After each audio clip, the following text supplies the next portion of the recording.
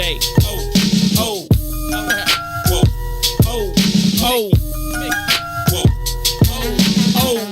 check it out. See, while you was on the corner trying to scrape up pack money, I was driving 80 stack trucks off rap money. I'm back money.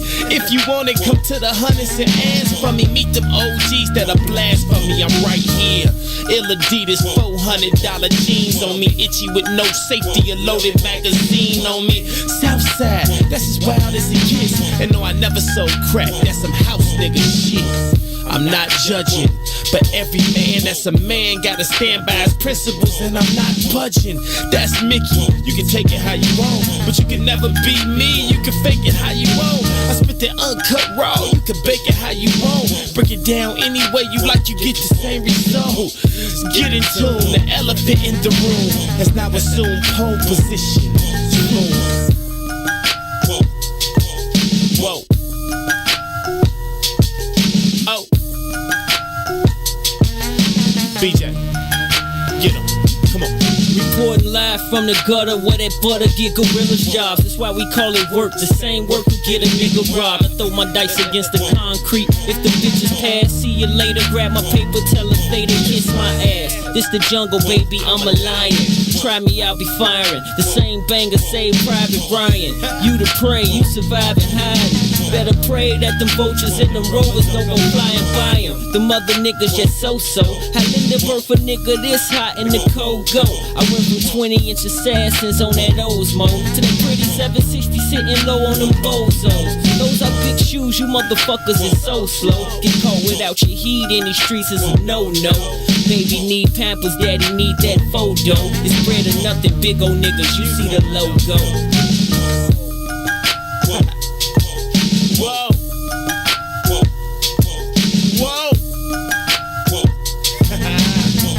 Come on, Scooter. Look, I don't see a nigga alive. And if a nigga claim he better, then that nigga done lied. And if some niggas jump chose, bet them niggas done died. You can always spot a cobra by the look in his eyes. You look at his clique, check out his bitch, and look at his guys. Cause 9 times out of 10, all that tough shit be just a disguise. And that does it. I got the chrome Mac in a black luggage. Cause money ain't the root of evil, Jack is the lack of it. I stay different. I move around like y'all hate women. I'm starting to think this whole industry full of gay bitches. No checkers, it's a chess game. Catch me in the next lane. Fly nigga, bunch of ice on me like my chest ring. All money's pocketing that, like a Hamas rocket attack. Explode profit and jacks where your moccasins black. Acknowledging that he resides, these scriptures is heathenized. Y'all couldn't paint the pictures that he provide. Eagle eyes, eagle eye on the beef out. Either scream peace or pull your piece out. The flow will knock your teeth out. From out west where we never put our rags down, nigga. If I ain't the best, most likely it's that rag town, nigga. That's me.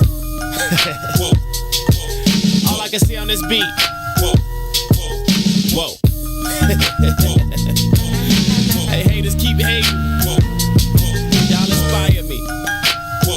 Chicago, West Side, South Side.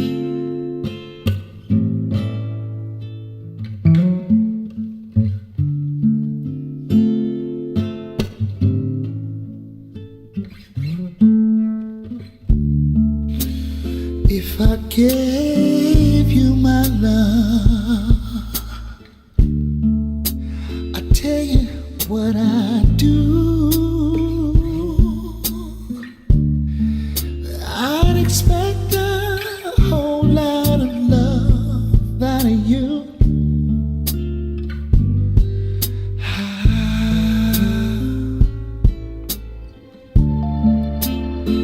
You got to treat me good,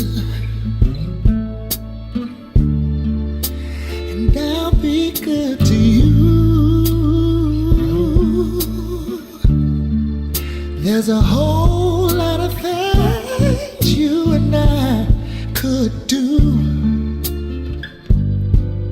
baby.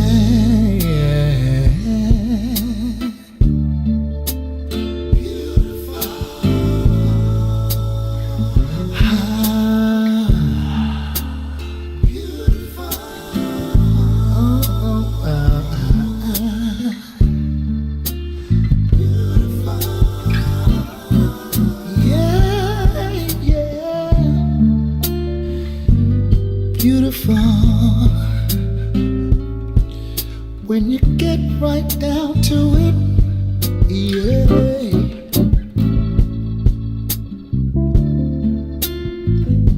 You're beautiful.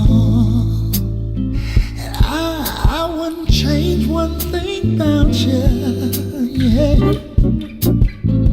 Oh, 'cause you're beautiful. And I don't mind telling the world about you. Yeah.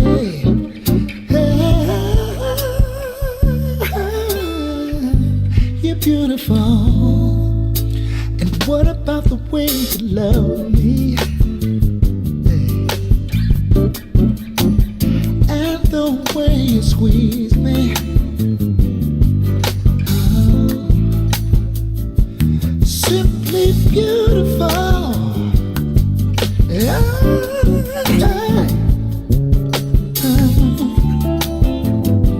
You're beautiful. When you needed me, yeah, I was right there by your side. Simply beautiful. Yeah.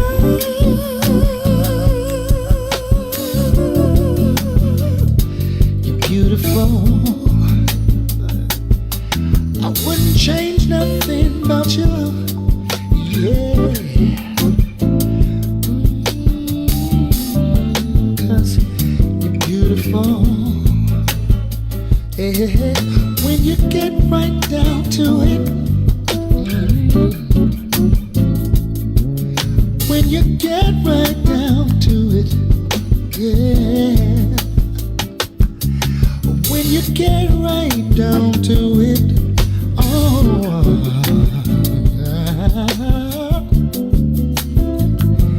You're beautiful. I don't mind the world knowing about you.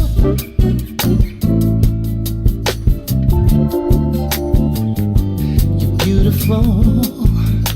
And I don't care what the magazines say. I don't care what the magazines say. You're beautiful, simply beautiful, beautiful, beautiful. You're beautiful.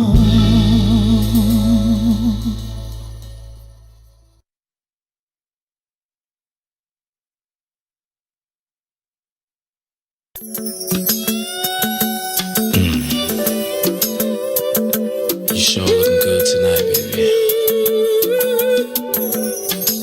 I just wanna, Oh, baby. I just wanna make sweet love to you tonight, baby. Come on. If you don't mind, you know. Whoa, whoa. Let me tell you. Hey there, sexy lady of my dreams. Can I have you here with me?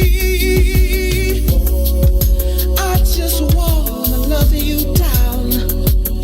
Yeah. I'm making you scream my name. Oh, one more. Loving your body. I'll be kissing your body. And I'll be caressing your body. Oh, baby. Just come on. That's why we shy. I'll be loving, feeling your body. And I'm gonna touching your body all night, baby. Now, Wherever we go, we shine wherever we go. We shine wherever we go. We shine wherever we go. Lord, Lord. Welcome to the mind of a pothead. On my head, see a young nigga got dressed. We don't give a fuck what a cop said. I'm living a legacy. So even when I die, I am not dead. Nigga, I am not dead.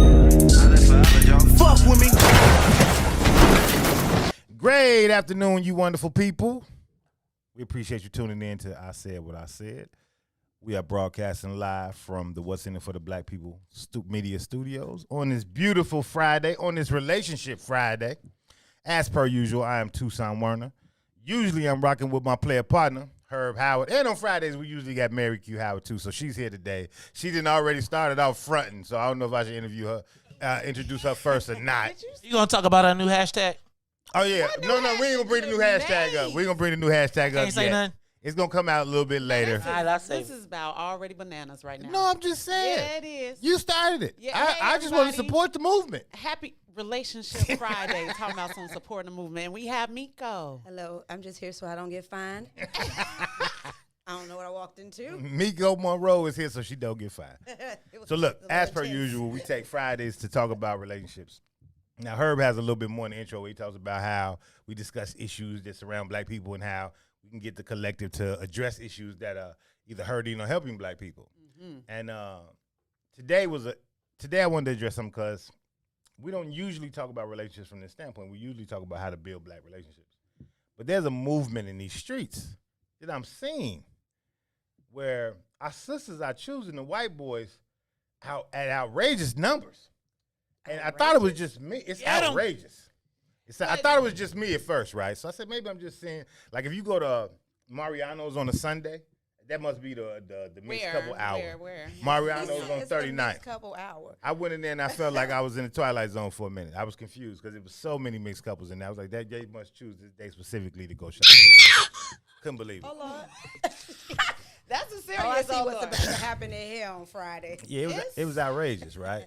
So Brace ourselves. I was like, maybe it's just me though, or maybe it's Chicago, right? Maybe we know the low end is gentrifying, so maybe they just moving in fast or something like that. So what I did, being the kind of guy that I am, I went to look at the Pew Research, and the research is astonishing.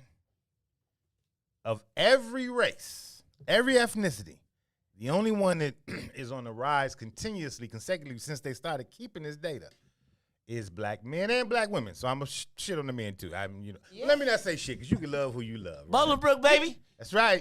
Streets of Bolingbrook. Interracial dating capital of the world. Streets of Bolingbrook. His smile is so big. He got excited about that. Very excited. I'm almost. Mary, you straight? I am straight. You good? Yes. You good? Yes. Just let me Mary, know. hey, he's shady for real. You better be cool. You ready? Two just be playing. He's shady for real. Y'all know it's Good Friday, right? It is Good Friday. Can we It's going to keep be a it real good? good I Friday. should have prayed before I came in here. I knew I should have prayed. You ready? You sure? I'm- Just let me know. Look, I'm blessed and highly favored. I Look am at that. covered by Still in all two the sides angels. lives. I got 'em Praise all on baby my side. Jesus. Praise baby Every last one. Jesus. But look, though, so it was alarming to me, and then I started paying attention. When you look at, like, the media, you look at advertising, you look at commercials, Now that you see this uptick in these mixed couple commercials. Yeah. Oh yeah. And you got to ask yourself, are they selling us an idea, or is this something, or is it the tail wagging the dog, or is the dog wagging the tail? Right? Are our sisters choosing white men because it's advantageous to them? Are they choosing white men because, I don't know, black men are failing? I don't know. It's a question, right? And I got some videos because I did a lot of research on this. Them damn TV video. commercials that got everybody messed up, dog. It's a I it's a think whole so. new I world think out there's here. a There's huge a lot of influence it in with TV the media. right now. Yes. It is mind-boggling that you It's a can't little find annoying. one black man to be in the commercial. It's interesting, isn't it? people. It is very Drives interesting. me even more bananas though is when it's the black woman with the white dude. But that's what the The black uptick in the woman- TV commercials are. That's what it is because Yeah, they a gotta lot get of rid. it They is- gotta they don't want the brothers. I feel like it's Dr. Francis Cress Wilson. Wait a minute. You saying that you see more black Women on TV with white men. I feel it's the reverse. I No, feel he's as if I right. see more black men with white women. And No, they in won't even- advertising, it's exactly what May said. And they won't even let the like on the black commercials. Remember that AT&T commercial where they was scared? Like usually the girl jumps when she's scared in a light dark movie. They jump to you, but they still ain't scared. They still won't let the black woman the white woman jump into the black man's arms on the TV. In my research, it's more sisters with white men in couples kind of commercials, and more black men with men in couples related Ooh, commercials. on the commercials, you're right. Yeah. You're right. Yes. Right? So there's a You go with there's a minimalization of black masculinity happening consecutively while pushing our sisters to To the- engage further with white men. And I think it's just very interesting. And again, like I said, Mariano's on 39th on a Sunday. It was It's a like fair I out. walked into a whole nother world. I thought they went to Clark Street, man. No, well, we gentrifying the South Side right now, so they moving further and further south. But I wasn't accustomed to seeing nothing like that on the South Side. If there was 100 couples in there on that Sunday, if there was 100, 60% of them were mixed race couples, and 60% of those mixed race couples was not black man, white woman. It was black woman, white man mixed. 62, 60. If it was, I said if it was 100, I'm just doing an estimate. Okay, but I was So first of all, black men don't go shopping with their wife. Like that's true. You're right. Okay. First, right? So that speaks volumes too, though. What kind of dude are you to do that? Right? And I'm not saying that's a negative. You a hard I'm working just dude saying that be like Sunday. there's a cultural difference. I'm a fan of women in the kitchen with shoeless. Now, what would you call him? Shoeless. What would you call him? Because you just called me that disrespectful name, and I want you to say it to him. Say it to him. Say it You to ready, him. Mary? What you say? I didn't say this. Shoeless. I didn't prefer call them you this. shoeless in the kitchen. We were talking about If you were smart, you would prefer them with heels on in the kitchen, but that's just, I digress. Oh. Well, And he ain't on ever been smart. We don't know about- we were talking about the term misogynist being misogynist. So look, before we get into the actual research, though, I looked this up, and I thought this was so intriguing. This isn't factual at all, but it's all opinion based. It's a sister giving her piece on why white men are better suited for black women, right? Oh. And for me, right, I'm a race man. I am. I can't get away from it. But in being a race man, I dig into data and I dig into sociology a lot, right? Okay. Now, she's not speaking from those perspectives at all. She's just speaking from a very surface perspective of why it makes sense to her. But in that, it speaks to some of the data, and it speaks to how black women and black men, for that matter, have been socialized. And I think it's an interesting interesting perspective on why black women and white men are more suited for each other. And we're going to let this video rock. You got me over there? I believe this is it. We're going to let this video rock, and then we're going to let y'all react. So, you see this? Okay. You don't see this in the Rogue at all, the video that's playing on my computer? All right, so Hey, why? and two, you didn't connect me to Road. Okay, so while we figuring that out, you two, personally, have either you all ever dated a white guy? Yes. Oh, yeah. And what was that experience like? Mary, you was going to hold Small. you holding your breath over there with you? Actually, no. Hey, That's not a conversation I even want to have. He brought it That up. was not the experience I was asking for. Hey. Just his song get fine. no He brought it up. M&Ms in the world. No M&Ms in the world. Go ahead. So how was that experience? And what drove you to dealing with a white dude? How did that even happen? Like, What do you mean drive me? I mean, exactly that. You think that I it would have to stepped be a over the driver, board, right? Like never came back. Like no, it was a dude that I liked, and he was nice, and I was nice, and we were nice. How do you get to liking a white dude? And I'm asking this He's a specifically. man. No, that ain't that simple. Oh, It ain't that simple. It's not? It's not that simple. You have to make a conscious choice to deal with a white dude if you're from a different ethnicity. I think so. And I don't think our environments. Wait a minute. Do you really? Let I me don't think hold that up. you do. I Hold think up. it's the Push your brakes. environment Push that your you brakes. come from. I think it's environment. So what environments do y'all come from? I come from an environment where like it was a melting pot. So it wasn't something that I was just like around all black people all the time. I went to Lincoln Park High School, number one. Mm-hmm. Went to grade school at Beasley. Grew up in Beverly. What the Like, white it people wasn't- be? It was like two. Oh, it was plenty of white people. It was at two. I Beasley. went to Beasley too. It was two white Okay, people. when did you go? Different era. Yeah, it was two white people when I went. Oh no, it was definitely Matter of fact, it was way one more white person and a people than Hispanic. We that. call all white And too. they halfway had you in the mix too. No, it wasn't like Light-skinned. that. No. There were plenty of white kids, but I'm just saying the environments that I grew up in weren't necessarily like, something that I didn't know. So when and to be fair, he's a white dude that had 2 black kids, so it wasn't like That's when I you don't started think he dating had him? ever dated a white woman before. The white dude had 2 black children. That's when you were dating him? Yeah. Okay. How did he approach you? How do you all? Because you all went at Lincoln Park, I'm assuming, when you connected. Grown. Right. I mean, we met through friends. We all worked together on some level, and he How was old was nice, his and kids? I was nice. How old were the kids at the time? At the time, I don't know, like 5 and 9 or something. And you said you don't believe that he's ever dated a... I'm sure that he hasn't. 100% sure. Wow. Positive. Why do you think that is? That's just the environment he grew up in. Honestly, like his dad has a black wife, his sister has a black husband, and they got. But he's black kids. 100% a white child. That's interesting. Yeah. Was it a different experience? No, No. Thank you. What about you, Mary? it wasn't anything different about that experience at all. Yeah. What about you, Mary? Yes. It was environmental.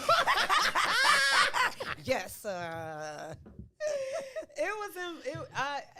was in LA. You know, LA is all about the mixed couples. So LA was like, I've always wanted to date a black girl at the bar. I'm drunk. and he wasn't that white guy, but not at all. Like that's what I'm saying. I'm like, what? It's Your white guy had a type, though. Your white guy had a type. Of course he did. Right? He was like he wasn't the experimental white guy. He was the white not guy at that dated all. black women exclusively. And I would have Because to say that's the environment that he grew up in. But I always wonder about that because, I'm going to stop. 2, you got your video, so you can hit it if you're ready. Just Mary saying. just needs to move it over, and then we can go, and then y'all can continue this conversation. Tell me when you're ready, Mary. You good? Yep, let me know. All right, we good. Let's rock. Go ahead. Push play. That like and subscribe button. Trust me, after the end of this video, you are going to be saying it was so worth it to do that. All right, so I don't know if you've heard the news, but statistics show that out of all of the interracial marriage combinations, of all the mixtures and all the genders, the longest lasting, beyond 7 years, is between white men and black women. You might be thinking to yourself, that's really weird. And here's some other news. That interracial marriages between black women and white women outlast even relationships and marriages that they have with other white women. Oh my God. That's really weird. I've been doing this for a long time, for nearly a decade. I wrote a book called Swirling: How to Date, Mate, and Relate, Mixing Race, Culture, and Creed. I also wrote a blog, still write a blog, called Beyond Black and White, beyondblackwhite.com. I've been around for a little bit, and I can tell you from experience why I think that black women and white men have the longest marriages. Here is the first reason.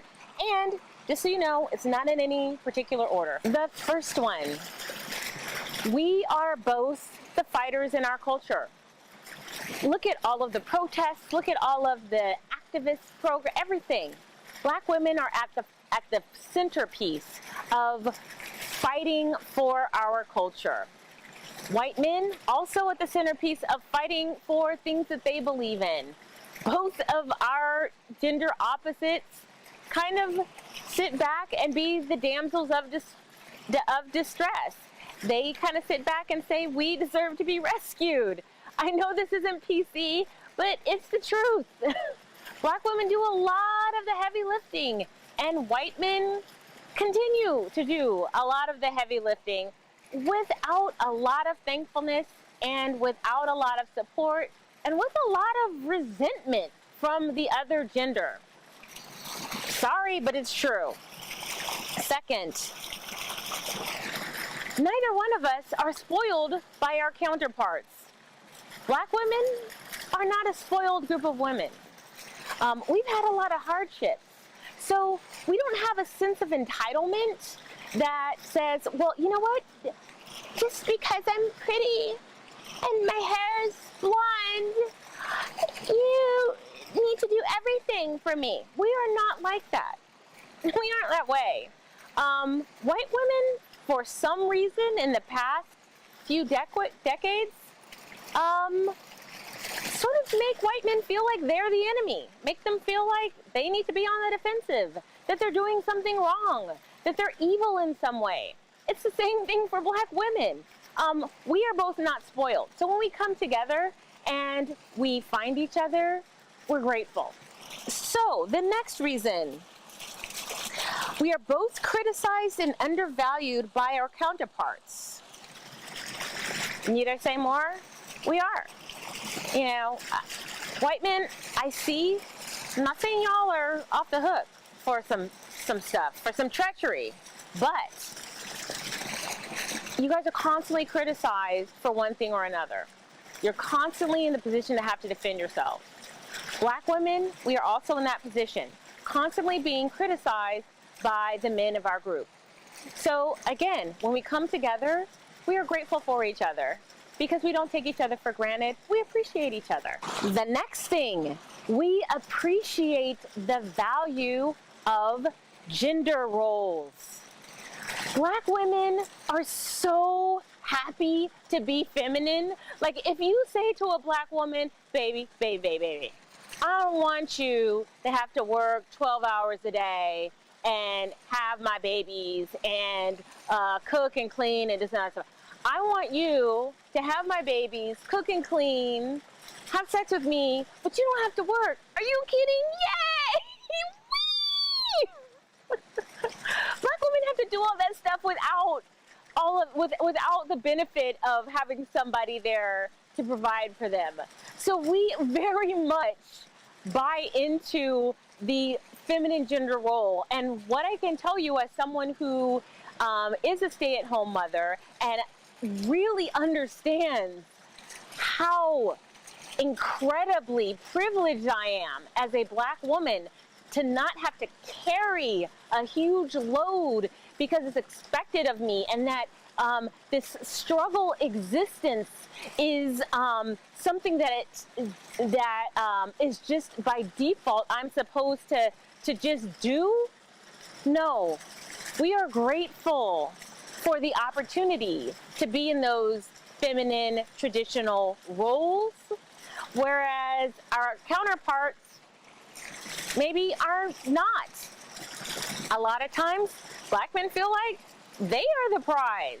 And I was just looking at a video today where there was a black YouTuber who said, black men, if black women want you, they're gonna have to measure up. You're the prize.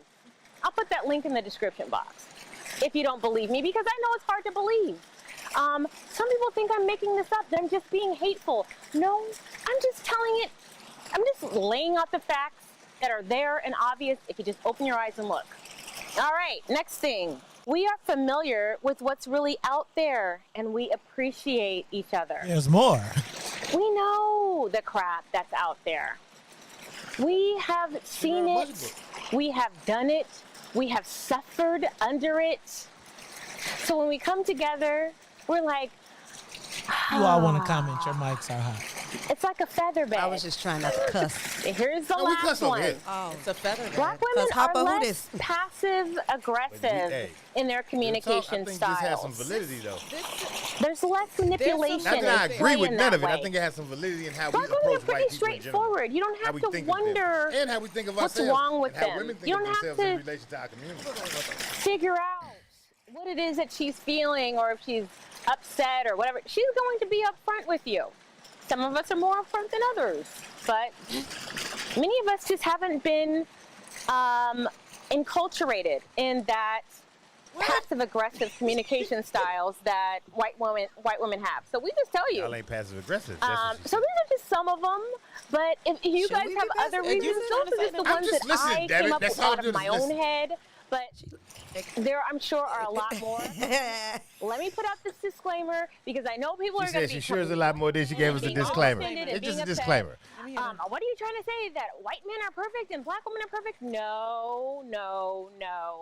Of course, we have to speak in generalities. These are generalities, but this is just something that I've seen in the near 10 years that I've been doing this work, that I've been encouraging black women to seek all options racially. It's something that men have told me. So hold on. Like, this is her job? This is her job. Obviously, this is her job. But hold on. We got to take a quick break. And when we come back from break, we're going to address this topic. We appreciate y'all for rocking what I said on the What's in It for the Black People Media Station. WIIFTV PM. Everybody's talking about the all Sam Silk's Chicken and Fish. Place your order today for a delicious meal. The chicken and fish are fried to perfection, featuring a wide variety of catfish, perch, tilapia, whiting, and shrimp. Now it's your turn to see what everybody's talking about. It's the all-new Sam Silk's Chicken and Fish, Chicago's newest spot for delicious meals. Stop by at 2537 South Wabash in the South Loop, or get contactless delivery from DoorDash, Uber Eats, Grubhub, and Postmates.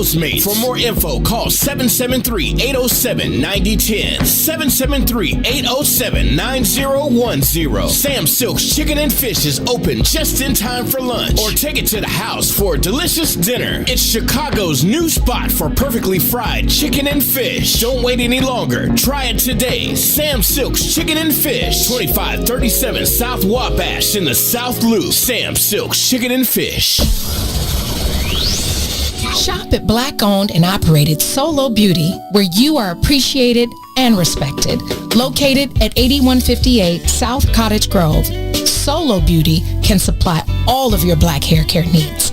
Solo Beauty is open from 11 a.m. to 8 p.m., Tuesday through Saturday.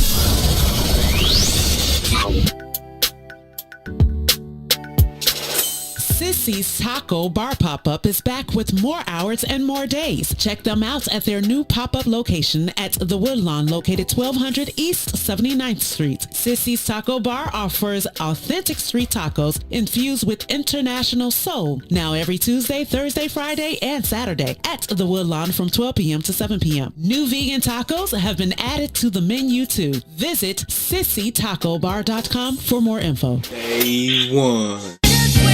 And see someday we'll make it someday. Yes, sir, I like how that sound right there, man. You know what I'm saying? You know what I'm saying? That's kind of inspirational. It's like everybody got a goal. They're trying to reach or alive. They're trying to live, man. Be bumps in the road. You just got to keep pushing forward. You know what I'm saying? If it don't kill you, it make you strong. And we are back. This is I Said What I Said. You are tuned into what I Said What I Said. I'm sorry, on the What's In It for the Black People Media Studios. I'm joined today by the homie, Mary Q Angel, who's preparing all of her lies right now. What'd you say, Mary? I was still waiting. Now I'm ready. And the homie, Miko Monroe. So, y'all, we just watched this video, right? And, you know, when the commercials was running, I was saying you all agree with some of the stuff, and then you didn't agree with some of the stuff. So I want to give you all both a chance to respond to what the sister had to say, and then I'm going to give you all my perspective on what the sister had to say. Miko, you first. Where you find this lady?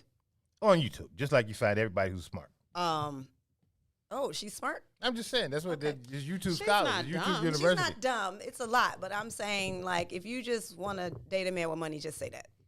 That's what you got from that? That's what that was about? A lot of it. Really? Why? What gave you that? Yeah. What'd you say, man? What gave you that idea? A lot of what she was saying was superficial on some level. Which parts? Oh, I don't want to lift a finger. If I don't have to work, then I don't want to work. And you're offended. I said, get that lie out. Go ahead, girl. I mean, it's if you feel like feel like in your space that a white man is gonna put you in a better position in your life, that's your opinion. But just say that. She didn't have to, in the process of that, tell us that. I don't know if that's what she was saying. No, what did you hear? So what I gathered from that was that she was saying that black women often are put in these positions where they don't get to be that type of woman. And when you're in an interrelation, if you're with a white man, then you might possibly be able to chill a little bit and not have to do so much. That's not how that works.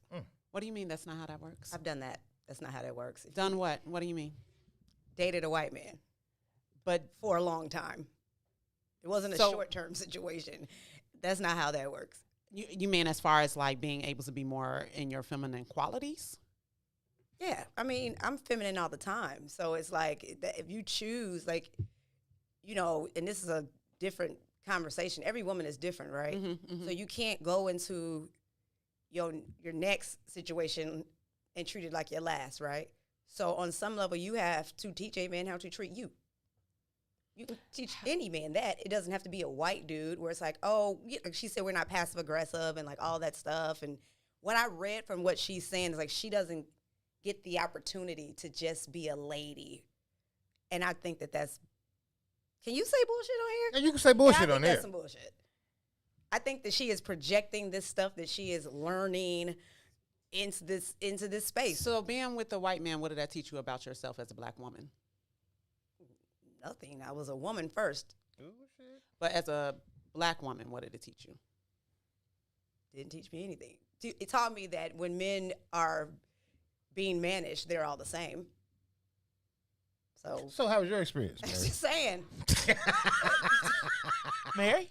I'm just saying. Wonderful. They're all the same. How wonderful. Like, you know. You putting people all on the spot and stuff. I'm not putting people on the spot. I was but really it's trying to true, understand. though. Like, It is. I didn't Can a have white any- man teach you anything about your blackness? yeah, I think so. What did he do? I What think did he so. teach you? So as far as what she's saying, okay. So Mary with a white man, right? Being a what you say? Oh, Lord. Focus, Mary. Focus, Mary. Focus. What'd you say? So when I was in that relationship, one of the things that I've learned, maybe it's not a black woman thing, maybe it's a woman thing, but listening to her, it might be a black woman thing. Who knows? So I am used to doing things on my own. I am with a man, and maybe this shouldn't all be put on a white man. Maybe it should just be put on men in general, being able to respond a certain way, right? That will yield a certain response from a woman. So me being a woman that's used to doing things on her own, like that whole opening up the door, Brothers don't open doors for women. This is what I'm saying. This is what I'm saying. This could be one of. All I'm saying is I recognize the level of independence that was in me, period. Mm-hmm. And I recognize that there was a level of relax, sit down, chill.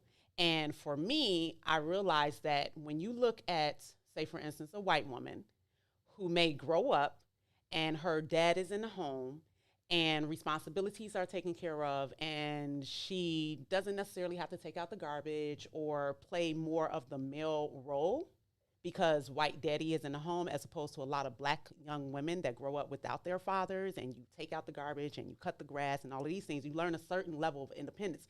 I think a lot of black women, most women in general, I feel like want to be in a space where they are feminine and can sit down and chill and play that, oh, well, it's me. Because, the idea I've heard from many men that they just like their women to be this, like, sheepish type of not strong and overbearing type of woman. And a lot of times I look like the other race, right? So this being said, when you're a young black girl growing up and you are taught that independence, you're operating in that independence, a lot of times you grow up and you take that into your relationships. Is this making any sense? No, it makes sense. I think, like you said, that is based off of your experience growing up. Yeah. Like, I hate taking the trash out to this day because I never had to do it. But my daddy black. So he taught me male value versus anything else is what I'm saying. Was your father in the home? Mm-hmm. You? No. So that's an interesting paradigm. And this is what I'm saying. So like when I'm talking about experiences, it's like we were just taught as young women, right? As girls, like these are the things that you should expect because this is respect. Absolutely. Right? So and I got that. For me, it's respectability. So that can come in disrespect, and respect can come from either side of that. Quick question for both of you all, right? We know we've seen like the rise of the dude, what's the metrosexual dudes all over the internet right now? Kevin Samuels, y'all hip to him? Kevin. No. Kevin, the one who be breaking the women down and telling them, "Girl, you 39 years that old. dude. You want a ideal person that woman wants dude or something? $100,000. You want a man that makes six figures." So he but calls men that are of dating quality high value men, right? Women, do you want a high value man? This is what you need to do to get a high value man. That type of deal, right? Somebody that you would, at least set your sights on for. This is the kind of guy that I see value in, right? Now, per whatever you all's definition of a high value man, like what would be What is your definition of a high value man? A man with character and integrity. It don't go no further than that for me, but that's me. I want you all's definition of what you deem to be high value men. Either one. We're live on there. We don't want to be quiet. Yeah. Anybody. It's a loaded question. Anybody. No, I think you're right. I think that it starts there, right? And then for me, it's wanting to feel like I'm being covered because that's how I was taught, right? Protection and safety and like all of these So things. let's break that down, right? Because that's a blanket definition. Like Is covered. It kind of is. What does covered look like? Protection.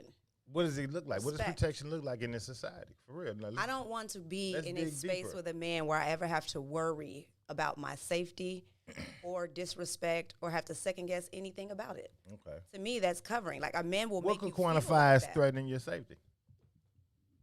Him being ignorant, You know, like in the street violence, raising your voice, stuff? and you know, just making me feel unsafe in a space where I should always feel like comfort and care and respect. Okay, that's respectable. What about you? Maze. Laughing too. It's like, yep. All right, moving on. I mean, it's true. I just want to It's get true it. for We me, ain't got, but though. you know, it's true only for a me. certain amount of times. Like, I I'm just the want to hear human that, everybody's like, voice. if in the space where I feel like I'm not having that, I will walk away and won't blink. What about you? So for me, it's of the utmost importance that there is a love for himself, right? He has respect for himself. He values himself. I think at the point where a man actually values himself, he's going to value his women. Correct. He's going to value his surroundings. He's going to want to make sure that everyone stays safe. Absolutely. So But that starts with a self-love and a self-worth. I'm with that respectable answer as well. 100%. Right? And I think that sounds good from the church's pews. But if we were going to ask the average woman on the street to name the 3 or 4 top qualities that she's looking for in a man, do you think those would be any of the answers? Just average woman on the street. I know you all are special women. I mean, I don't think I get where you're going with this, and so I think what we were supposed to say was like, oh, I didn't say what you were supposed to say. I'm just asking questions. successful and like all of those things. No, like honestly, Fine when you and get to a certain hot age, it's like I got my own money. And honestly, I'm in it for feeling like I a know woman first. you all are exceptional women. I was never questioned that. I wouldn't sit down at the table and not talk to anything less than exceptional women. I'm saying, what would happen to the average woman if we asked this question to 5 random women in the street? What kind of answers do we think we would get? And I want you all to be honest. Not what the exceptional woman Like would say. Instagram women or women Not- with actual I'm jobs. not judging the Instagram women. I don't know them women. I'm saying 5 random women on the street. Hey, if you was to design if you could draw a picture or write a letter to say, here's my high value or perfect man version of a man, what would it look like? they will probably say What would be the 4 something. major qualities? One of those qualities would look at money. Yeah. One of those qualities would look at attractiveness. Physical appearance, right? One of them would probably be how they treat their family. What does family look like? See, I don't even know if another they one- care about that. If you're asking the average person, like What Let's say the average family- person. top We not asking 2. homosexuals. We asking about a woman like I'm version of a thinking man. the top 2 was just that, like Just the top 2, but you said top 4, right? It's 4. Just give me 4. They were probably come from a decent background. That would be, I think that would be in there. So Right, you so say if they have kids, like money, take care of their attractiveness. kids, right? And where they from. where they're from, hmm and what was the last one? And it will probably be education. And education. Okay. What about you, Miko? She hit it. Like if I had to pick outside of myself the 4, So that's money, what I attractiveness, where you from has value, and education.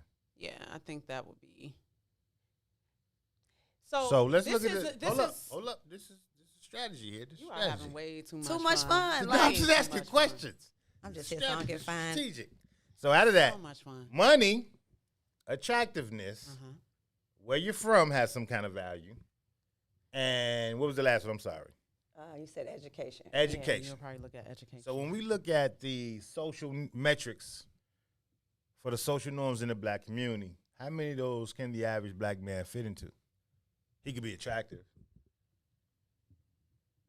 but education-wise, we're not really meeting the bar. Less than 10% of us go to college. So that's not I'm saying averages. I'm just doing averages here now, right? We're just doing averages. Money, we know what the median net worth in the black community is, and if we don't, the median dual income earning black household only makes $60,000. So if that's the median, that means that 50% of them black men don't make at least $30,000.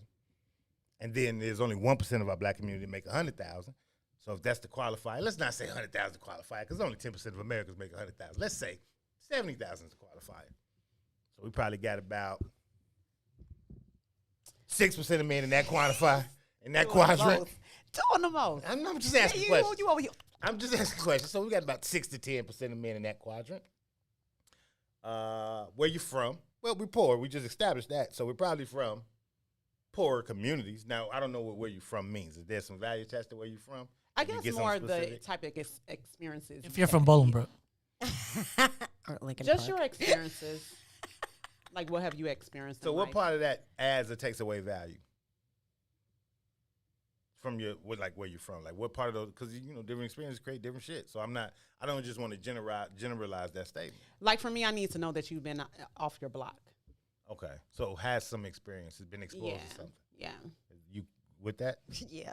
So we're going to knock that off the list, too. So now we back at the same one. Black men is attractive. Wait, and the rest of them, we don't fit into the metric. Why are you taking it all the way down there for? Yeah, that's a lie. Wait, that's been my wait. Hold up, though. Wait. We ain't asking for opinions. We doing data. I just gave y'all data-based answers. Where do you fit into that data? Just out of curiosity. We're going to get to that in a minute. No, I want to know, we'll get to that in a minute. No, we'll get to that because I feel like you've just kind of broken down this mold of this is all that's left, and I don't know. I don't have anything to prove. I just want to ask questions. He wants to prove. I didn't even make a statement yet. What you say, Mary? I said, Mary, you straight? I'm very straight. I'm very You straight? Let me just make sure. I got to get 2 back right now. I mean, ordinarily I would. The Huskies, I would be sitting it out. But I got to get my guy back since Herb is out gallivanting. I'm just asking basic questions, though. And this is the data. So the only thing left that black men qualify for at a metric over the median would be probably attractiveness. And that's just, I don't know how y'all rank black men's attractiveness, so I'm not. I'm not the one to judge. So does but what I'm saying is that they can. Wait a minute. No, I'm asking. Y'all not even allowing me to get to where I'm trying to get to. He wants to make this statement for the average. This is the problem with black women don't want to let a brother talk. We can only speak about averages, right? Here you go. If we're having a conversation about the general community, we got to deal in generalities. And if we only got 1% making 100. 50% making less than 50 to say 70 is the acceptable median, then we probably got about 10%. So we're just having conversation. What you want to say about that? So what I'm saying is, out of the 4 qualities that we deemed as valuable, which 4 do black men fit into? And this is not a shit on women thing. I'm asking. It sounds like a shit on men. How does it shit on women? I just tell you where black men are failing. But this is. I don't even like that conversation, the shit on men. If we ain't shitting on women, we shitting on men right now. You said if we not shitting on women, we shitting on men? With this I'm just telling you the truth. How you deem that is on you. That's the truth. Those are the numbers. Those are you said these are the quantities. I don't deem that doesn't apply to me and what I look at. The numbers apply to everybody. At least. Unless you live on a different fucking planet, the numbers apply. We got to deal in the truth. I obviously must hang out with the talented 10th because I don't know what you're talking about. That's fine. You talking about statistics? That's fine. Every I can't black dictate. man Listen, in America. Wait, time out. We're gonna settle this really quick. That is unfair and false. No, it's not unfair and it's not false, right? We're not dealing in feelings. We're dealing in facts. You went to Beasley. I went to Beasley, right? I started above the scratch line. So did you. If you didn't, you wouldn't have went to Beasley. You understand what I'm saying? I.e., you ended up in Lincoln Park, also ahead of the scratch line. Probably went to college from there. That's not the normal black experience. I. Oh, beautiful. Bullshit at school. Now, what I'm saying is... Says the directional guy. Right. But what I'm saying is we have to recognize that these are not the common experiences for even our community. You, me, Mary, you lived a lot of your life in California. That's an experience and some exposure that most people don't have. That's a different experience than what is the norm. And what I'm saying is based on the normative data, which is usually the overarching, overlapping, most people fall under this umbrella, data, where do black men qualify? Well, here's the thing, though. You can't tell us that we started above the scratch line and ask us for that information because it's information that I don't have. I can only deal with my experiences, right? So you can tell me all the data that you want, but that hasn't been my experience at all. So, again, we're talking to more than just your experience. We got an audience, right? So I asked you to give me 4 qualities that a general woman, the average woman, would ask for. You all deal with women. Y'all know women, right? Y'all got friends, right? Yes. So you didn't pull this shit out thin air. You've heard this shit, right? Yeah, you've heard it. We ain't got to go no further. So we got to go to a quick break, and we're going to come back. We got to go to a quick break, and we're going to come back, and we're going to discuss this further. You are tuned in to what? You are tuned in to I Said What I Said on the What's In It for the Black People Media Network. We'll be back in a second with Miko now prepared her lies, along with Mary Q's lies that are getting prepared. Okay, you want to play her up? All right. Hey, get relaxed. WIFTBPM. Everybody's talking about the all-new Sam Silk's Chicken and Fish. Place your order today for a delicious meal. The chicken and fish are fried to perfection, featuring a wide variety of catfish, perch, tilapia, whiting, and shrimp. Now it's your turn to see what everybody's talking about. It's the all-new Sam Silk's Chicken and Fish, Chicago's newest spot for delicious meals. Stop by at 2537 South Wabash in the South Loop, or get contactless delivery from DoorDash, Uber Eats, Grubhub, and Postmates. For more info, call 773-807-9010, 773-807-9010. Sam Silk's Chicken and Fish is open just in time for lunch, or take it to the house for a delicious dinner. It's Chicago's new spot for perfectly fried chicken and fish. Don't wait any longer. Try it today. Sam Silk's Chicken and Fish, 2537 South Wabash in the South Loop. Sam Silk's Chicken and Fish. Sissy's Taco Bar Pop-Up is back with more hours and more days. Check them out at their new pop-up location at the Woodlawn, located 1200 East 79th Street. Sissy's Taco Bar offers authentic street tacos infused with international soul. Now every Tuesday, Thursday, Friday, and Saturday at the Woodlawn from 12 p.m. to 7 p.m. New vegan tacos have been added to the menu too. Visit sissytacobar.com for more info. Shop at Black-owned and operated Solo Beauty, where you are appreciated and respected. Located at 8158 South Cottage Grove, Solo Beauty can supply all of your black hair care needs. Solo Beauty is open from 11 a.m. to 8 p.m. Tuesday through Saturday.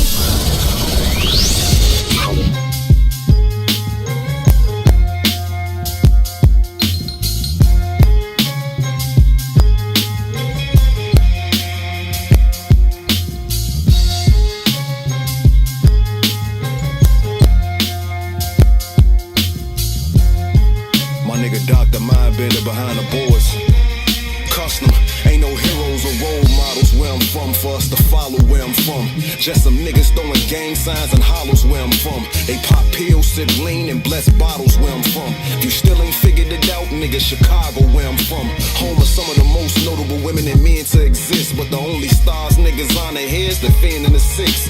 Most of us settle, however some intend to get rich. We lose homies and hit the internet to pretend that they miss. We spend link at the corner store, and motherfucker ain't gotta be enlisted in no army or Marine Corps to be going to war. It's gun smoke in the air, and it's blood stains on the floor. We all born poor, but yet and still we feel we born to soar. The beautiful struggle, bodies left blood oozing in puddles. We love to hate like a poisonous dart from Cupid then struck you. Shit, you stupid as fuck if you let the stupid instruct you. Should be using your muscle to build a lucrative hustle, crabs in a bucket. So when one make it feel like we all did, from the county to Stateville, long stretches and small bids. The clucks chasing they last high. The shorties throw up middle fingers when the low pass by. They ask why we live this way. You couldn't overstand it unless you had to. Faggot police harass you, so-called homies will blast you.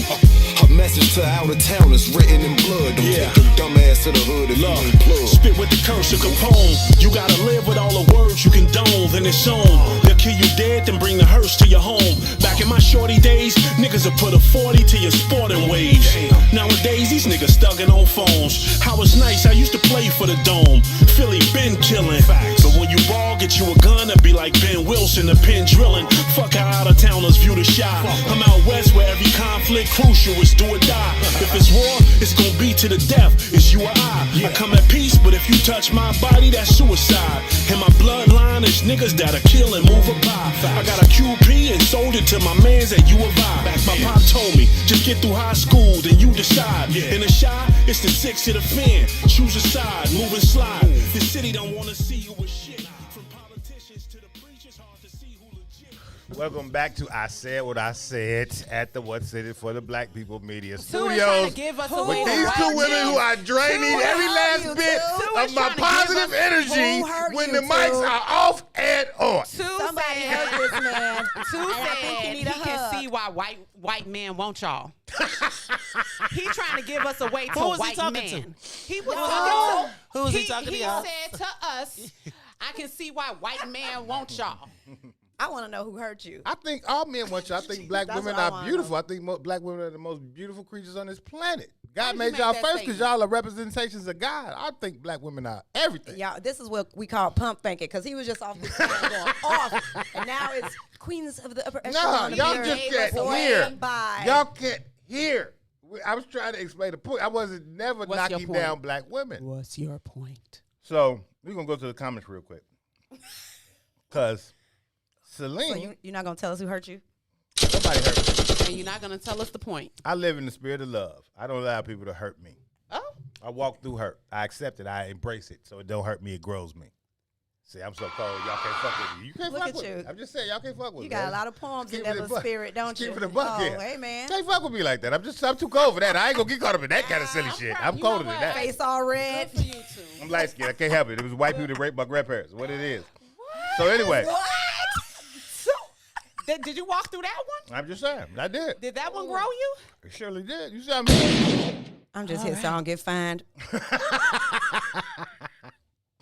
But the point I was making, look, the reason I asked those questions is because if we take the average woman on the street and we ask those questions and those are the qualities she comes back with or the answers that she comes back with, and I say, where do black men qualify in that when we don't meet those metrics?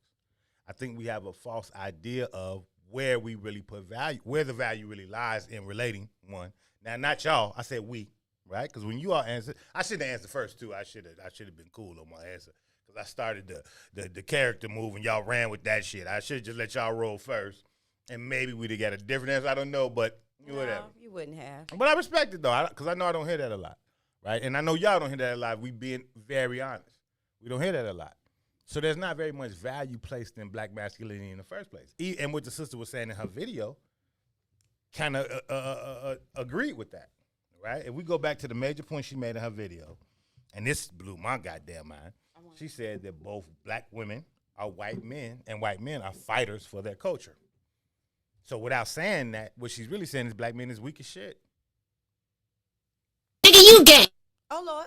Is Wait, that say is that that one not more what she time. said? Say Is that that. not what she said? Say that one more time, too. She said both black women and white men are the fighters for their culture. So essentially, she's saying what? Nigga, you gay.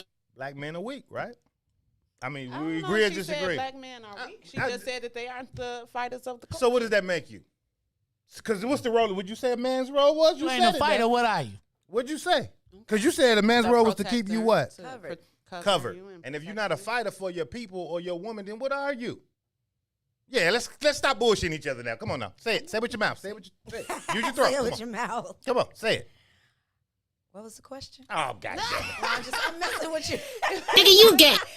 Okay, so you're saying that black men are weak. I'm not saying shit. I'm He's saying that's what she's she said. What she implying- said. She's implying that Black men are black weak. men are weak, and the reason why white men deserve us is because we are in the same sense of So the fight. she's saying the best of the best yeah, is what should she's roll trying together. to imply. And she's encouraging the best of the best Basically. to come together. But That's then, what she's saying. but check game, and this is why I asked you all the questions I asked you. Sure. If we go back down the line and say, what is the average woman looking for? And we gave those 4 questions, and we do the data on those 4 questions. What does provision and protection look like in a capitalist society? What does provision and protection look like in America? Anybody? How do you stay covered in America? I mean, it's all about the dollar. It's all about that green. So we got a 30,000, no, I don't want to say 30, we got a 50,000 median, right? And in most instances, that's a dual income household. So that means that the average black man, if you really break down the numbers, is probably doing somewhere between $30,000 and $40,000 a year. What you gonna do with that? Date a white dude. Don't get quiet now, y'all. I'm just here so I don't get fined. Don't get It's quiet not now, my y'all. experience at all, so just saying. You see how the math works now? You see why data is important? See why data's important, ladies?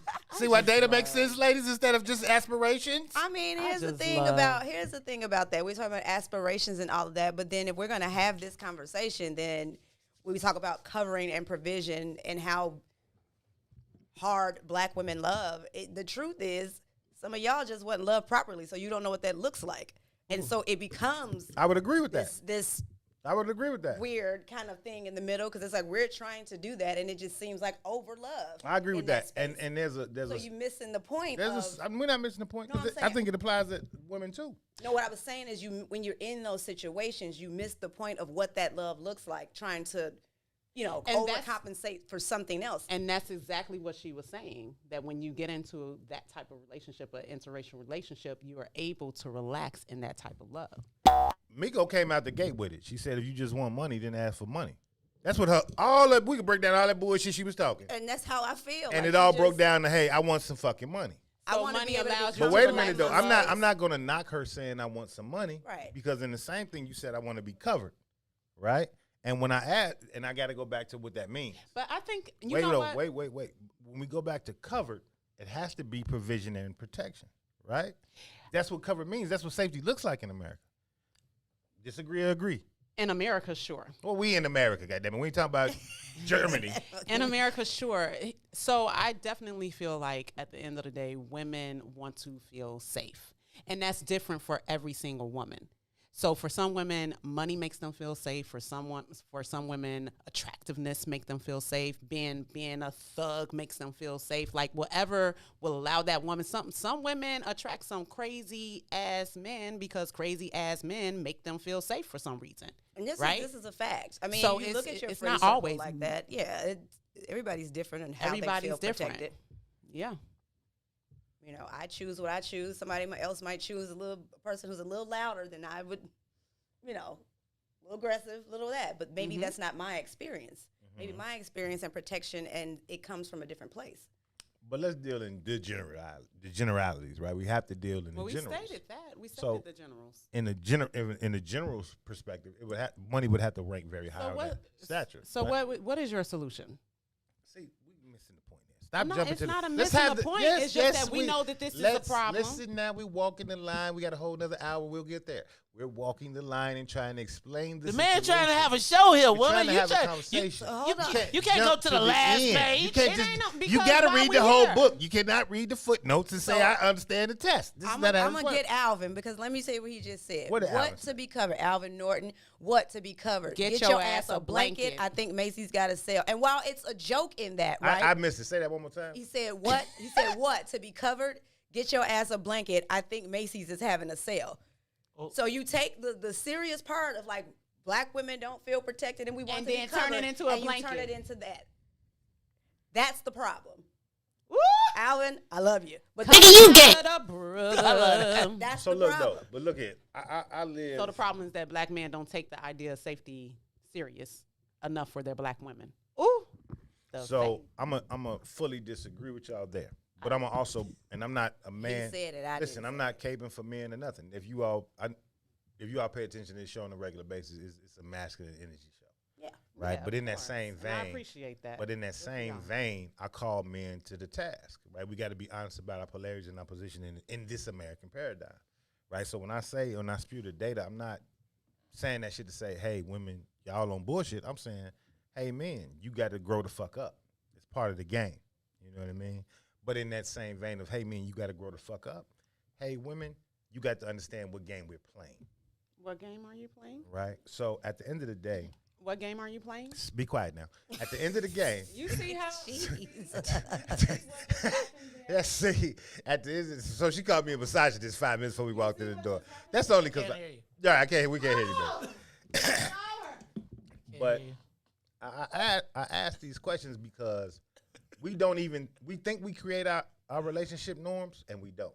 We don't create our own relationship narratives. We don't create those narratives. We follow the paradigms of the social norms. And the social norms say a man's value is X, Y, Z. And then when you get into our community, and it's a plethora of reasons. But we don't measure up to what the definitive or what the brand of a man looks like. We just don't. Now, that's all strategic because it keeps the game that is being played in play. Now, when you see the new commercial lines that come up when they got sisters engaged with white men, that's part of the game. Of course. When you see the black men on television in relationship with other black men on TV, of course, also part of the game. And nobody's disputing that at all. Right? That is definitely the game. And we got to be honest that media, messaging and imaging dictate behavior. Oh, absolutely, 100%. Right? So when you see the uptick in feminine men in our community, it's a reference point. Television is a reference point. 100%. You know, media is a reference point. It is what it is. So when I go to Mariano's on Sunday and I say, what the fuck is happening around here? Mariano's is it. I think that's where they all meet. I don't know what it is. It might be a club or some shit. It might be a club. Club Mariano's. That's where they meet. That's what they said. You want to get hooked up with the interracial lick? Go to Mariano's on Sundays. It's cracking. Hilarious. I remember being in Cali like, oh my gosh, that's a black person with a black person. Cali I haven't seen that in a very long time. It's a great reference point though, right? I've spent a lot of time in California and I always disliked California. I hate that shit, right? Because the standards of California, specifically being the entertainment capital of America, are really like this emphasis on these white beauty standards, this emphasis on these white consciousness ideas. And what I see in the brothers, because I can't speak direct, bullshit. I can see it in the sisters too. And every time I go there and I have an experience in Cali, I recognize how much we've bought into the white man's paradigm. And you're not wrong. I'm in that business, and I lived in Cali too. So and this was It's more everywhere. recently. It's outrageous. You know, I tell this story all the time. Can't This get is away a from sidebar. It's like people that are actually working and like really out there working, you don't see them in that space. You see us, we in Studio City with just looking. Oh, it's crazy. Like we just got off work or tired or whatever. But yeah, that definitely is the overall like thing in LA. And it's just, I'm going to share this with you so I can make sense to you. Because I can only speak for myself, right? Makes sense to me. I've had a boyfriend who was like, you don't have to work ever again if you don't want to, right? And he was a crappy human being. So the more time I spent with him, the crappier he became because then he felt like he had some type of control over you. Usually that's how it works, though. Exactly. Usually that is not my station in life. So I get the fuck out. But I think there's something to be no, said about that too, though. And I'm not saying that controlling is the shit. I'm not never vouching for that kind of a man. I'm not that kind of a dude at all. But I think there's something to be said too about one of the things. Let's go back to what the video said. The sister said. She said something about her femininity, and she gets to operate in her space of femininity. I'd argue that was probably complete bullshit. I think that the very nature of, and this, I may be wrong, I don't know very many white men. So I think the very nature of white men is more docile, though, in regards to energy, right? Yeah. Well, it's a fetish. Let's just be clear about what it is. They fetishize it, and then mainly in those situations, we are in control. That's the point I was trying to get to. So if she's in a space, well, this is what, because I can do this, and I can tell him what the fuck to do. Yeah, and that's exactly right. I would argue, well, not argue, but I would say that that's oftentimes the same reason when you find black men dating white women. That same dynamic. Yeah, exists. it really, really is. And if you're being the black men can tell the white women what to do as well. Yeah. And that doesn't, there's a certain type that of doesn't play out in our community. Well, for obvious reasons, but what are those obvious reasons? Like Mary said earlier, we're not always allowed to be in a space where we can just be feminine all the time. Very queen. I can't agree with that. You're not a woman, man. I agree. I guess I think my wife acts pretty cool. Oh, but I got to do with the averages. I'm sorry. My fault. Right. Remember, he got us on averages. We in the bubble with us. No, wait. Y'all in the bubble with us, man. But hold up, though. Again, I don't think we've created our own. I don't think we've created our own narrative. So we subscribe to white narratives. And what happens in America is interesting because every other ethnicity in America is a patriarchal community. Patriarchal meaning, i.e., the man is at the helm of whatever that community. And there is no society that they can point to anywhere in the world that shows where the women are in control, that the society is equally functioning. Right. Except for that colony in Africa where they all got like 8 husbands over there, and they are in control of their community in their village. So Google that. But the black community, the black American community, is a matriarchal community. And it speaks a lot to some of the dysfunctions that we deal with. Y'all agree or disagree? Y'all think the black community is a matriarchal community or patriarchal community? I agree. I agree with you. Right? And then when we say, again, I'm just going off her video, right? I.e., I'm aspiring to this white masculine version of manhood.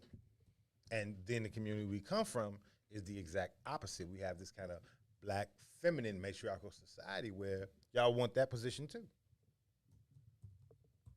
And if that's the case, when you get back to your question about solutions, I can only do the math in two ways. Either black men must rise up to the occasion and completely defeat white supremacy at every level. That's the only answer. Or we got to let go of the white supremacist value system.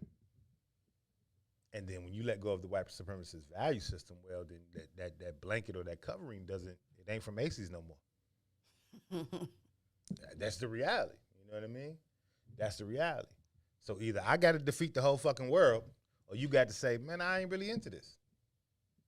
Or and if you don't do that, and if if we're not really getting to that space and place of men's value and women's value too being a spiritual thing, then this shit is doomed. That was going to be my question when you said, paraphrasing, you said that, we take on this white, like the value system comes from, how does it not come from, I guess technically that's the same thing depending on what you believe in, but how does that not come from a spiritual place first? What do you mean? Like the value that you place into your home and into your space and your significant other, how does that not come from a spiritual place first? That's spiritually healthy, or because I think that it has to come from within. However you treat anything comes from within. Right. So and I think that how did we get to the space where we're taking on the white person's ideal of how we treat each other? Shouldn't that come from a spiritual place as opposed to what we see?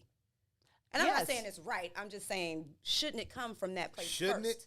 Yeah. I think it definitely should. But you'd have first to and foremost. So does that go back to like nature versus nurture? And Right. I don't want to go way into that. No, we can get into that because that's the reality of the Well, we're conversation. distracted. We're so distracted. But even if we weren't distracted, it starts from probably like this: the things that you're taught growing up, or the things that you weren't taught, or things that you've experienced, Or just you versus didn't. experience. Exactly. Right?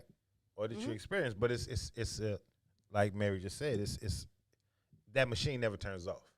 Right? And like you said, it's nature versus nurture. So if that machine never turns off, some people are fully tapped into the machine. Some people have never experienced love at all. Which means they were not nurtured properly. But we're not, and I would argue the vast majority of us are not nurtured properly. But also, the vast majority of us not being nurtured properly is also about that same white supremacist design, and it's also about the dysfunction in our community. Right. Now, people can argue this all the fuck they want, but we live in a matriarch for a reason, and that was designed since we came to this soil as slaves. I agree. Right, I'm gonna break the buck breaking. That's the reason. That's the term. Right, I'm gonna empower the feminine to run the plantation. I agree. That's why you see that's why the Aunt Jemima image, it fucking exists. She ran the slave quarters. This is who's in control here. We've never let go of that energy. And we have to be honest here too, though. There's a very large swath of our community of black women who find comfort there, i.e. this black woman who's on this video to go seek out a white man because she can definitely pull that shit in that community. Now, we lie. I don't want to say we lie, but there's generalizations where we know that you all appreciate that positioning. But that power is this is true, but that power is only held over one other community, us. Right. You can't do that shit to an Asian woman. You can't do that shit to nobody else. You don't have power over any other community. But you find value in it, so you revel in it, i.e. that matriarch, it keeps rotating. It's a constant rotation of the same kind of fucking energy. You raise your daughters to take care of yourself, not to depend on no man. Like, that's a theme in our community, right? So, one, and I'm not saying it's to shit on women or nothing like that, but it does empower girls while devaluing men. Because the very nature of a man is to be able to take care of your woman. That's nature versus nurture too. There's a reason why we produce 4 billion sperm cells, and y'all only produce 400 eggs. Because the 400 eggs are the value. And it is our by the design of nature, it is our role to produce or plant as many seeds as possible. But our life's value is just in protecting that womb. That's it. So when you raise a girl to say, be able to do for yourself, which I'm not shitting on in no way. But it's just like when she said that black women and white men are the fighters for her community, and she didn't outwardly say, hey, black men is weak as shit. But that's what she said. And it's the same thing when our mothers say, don't have to depend on no man. Because there's some other shit that comes behind that conversation. You know, I would generally like to know what her backstory is because that comes from a place. Yeah, black in America. Right on. No, not all the time. Yeah. Like, it really comes from a place psychologically. I'm a woman. I can tell you that. There's a reason why this lady ended up like this. I can tell you. Did you look at her? So I'm gonna just say this, and I'm not gonna be. I looked at her first. That's why I was over here looking crazy. And I'm gonna be straight up, right? Like, I was looking at her, and I was saying that she, like, a white man would probably find her. Let's back up. I'm not saying that there's no brother that would find her attractive or whatever, but to me, she is the tackling dummy, and she's been tackle dummied quite a bit. And so that place that she came from is she was the slump buster. And then once she got tired of brothers being like, yo, I'm about to body slam you, throw you around, and then go off to my other girl. And so she wound up being bitter, in my estimation. And some white guy was the Cape Crusader who treated her nice after she had been, again, the slump buster for a lot of times. And I'm saying, when I looked at her, I said to myself, I know that girl. I know her. You know, I can't ain't going disagree. with that. I mean, but he's right on some level. There's some backstory to how she ended up in this space. I don't disagree with on that. how she was raised. Something happened here. Would you guys say that it's a lack of self-love if you end up with someone that is outside of your race? No. I don't want to generalize that in totality. I don't want to make it's a lack of paint with a broad brush. It's a lack of what? It's a lack of, in my estimation, self-awareness. And I would tell you that the beauty standard, until my junior year, like, my beauty standard was defined by white America. Like, if you told me a sister was thick, I'd be like, oh, she fat. Right? If you told me she had a big booty, I was looking for a narrow behind. Right? That was my standard until I had an experience. And then I was like, oh, I get all that. So I'm going to tell you that I think that is true, though. So I said I didn't want to paint with a broad brush because, fucking anything's possible. But I'm going to say 99.9% of motherfuckers who do it is because they don't have self-love. That's what I'm going to say. That's what I'm saying. And I know that sounds harsh. But you got to think, when we're in this paradigm, everything that's pushed into you is anti-you. You go to schools that are the curriculums are designed to uphold white supremacy. Columbus ain't discovered shit. It was people here when he got here. Think we didn't question that dumbass shit, even at the ages that they start teaching that dumbass shit. How you going to discover some shit that people was at? It's not logical. You know what I mean? But everything in the paradigm is to uphold that standard. So how do you find, and we are at the bottom of that metric.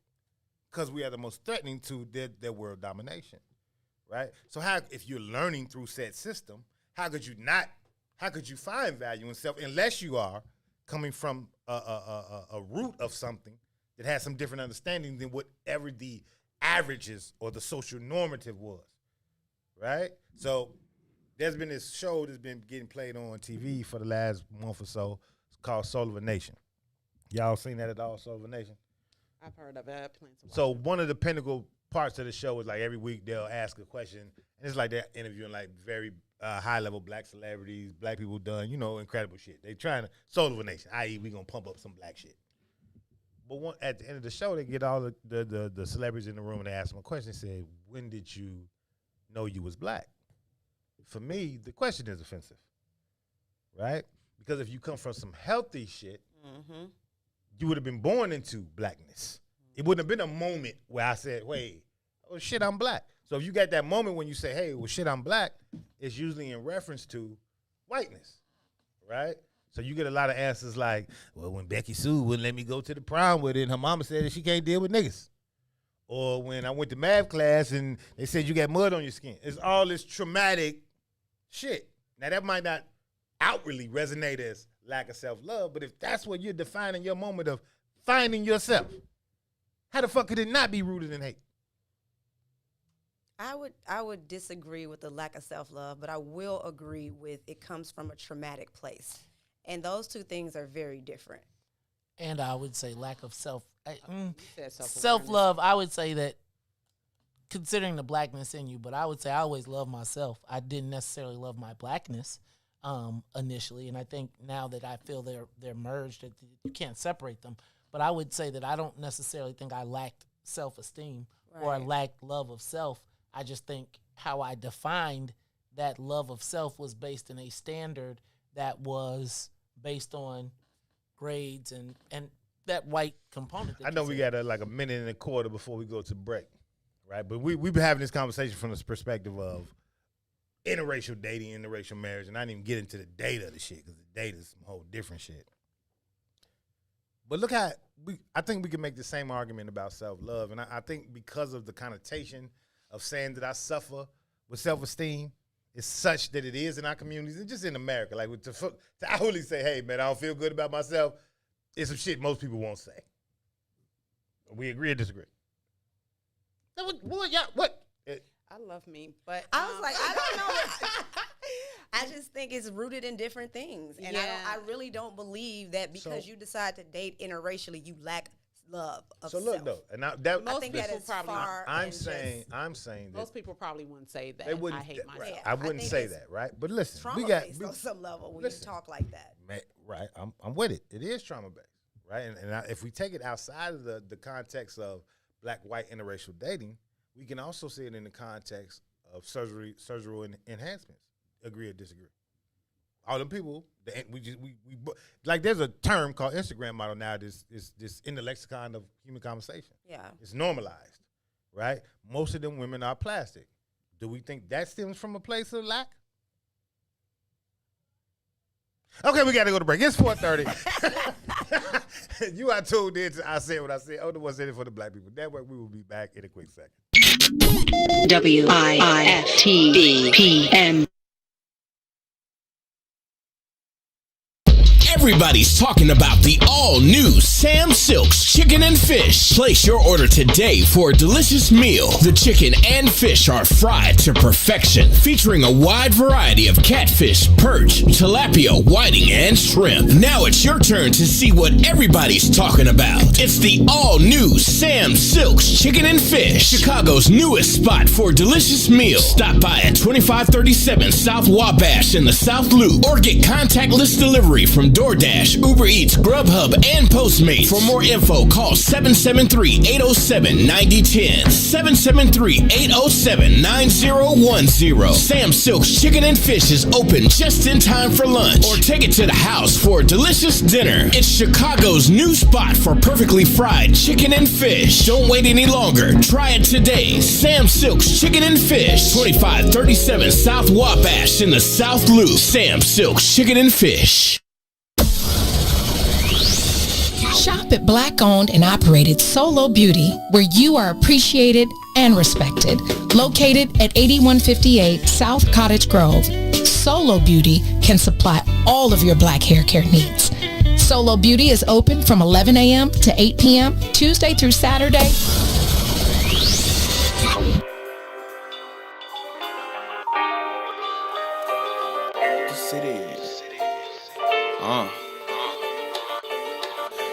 As I take a sip of this fifth that makes me shiver, you could probably sail a ship on this river full of liquor. We stay afloat where hope drowns in addictions, a potent mixture. This is the picture that depicts us. We live it up, giving what we were given, gave our all, refused to give in or give up, willing to risk it all. Gee, we lived on a tip drunk, dug deep in the trenches, shit, we knew what the risk was. But of course again, it's the same story when shots fired in the alley hit shorty valedictorian. Where's the support for him, the less fortunate? Another life lost, another day in court again. 20 years for the defendant for any sort of grin. Ward of the state, he was raised in the orphanage. To where it all began, the source of it. Empty cupboards, floorboards, no money for the store again. That's all he knows. Just where I come from, all of what I've learned, most of what I've done, I owe it all to the people that I love. I hope you're proud of me wherever I go.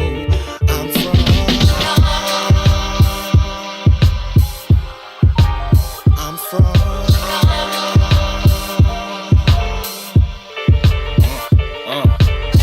It's all political.